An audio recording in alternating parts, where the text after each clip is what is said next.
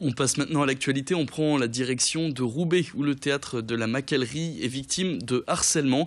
Lundi dernier vers 23h30, une voiture a été incendiée devant le bâtiment. Un incendie qui a détruit une partie de la façade et c'est pas la première fois qu'un tel événement se produit. Le premier incendie avait été déclaré en novembre 2015, soit le soir même des attentats à Paris. Lundi dernier, les flammes ont été déclarées après l'attentat sur le marché de Noël de Berlin. Un événement qui n'est sûrement pas un hasard pour les salariés du théâtre.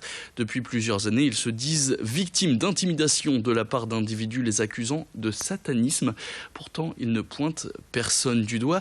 Et le petit souci aussi, c'est que eux craignent pour leur avenir. Les enfants que nous accueillons ici, les parents sont paniqués. Ils se disent, mais est-ce qu'on doit laisser nos enfants dans ce théâtre? Ça amène à quoi? Ça amène à cette intimidation, risque, c'est pas encore fait, je l'espère, mais risque d'amener à ce que la fréquentation du théâtre s'amenuise, voire disparaisse. Pourquoi pas? En tout cas pour les enfants. Finalement, le simple fait de provoquer de la peur fait que ce théâtre peut devenir une coquille vide. S'il n'y a pas une réaction de la part de nos partenaires et particulièrement de la mairie.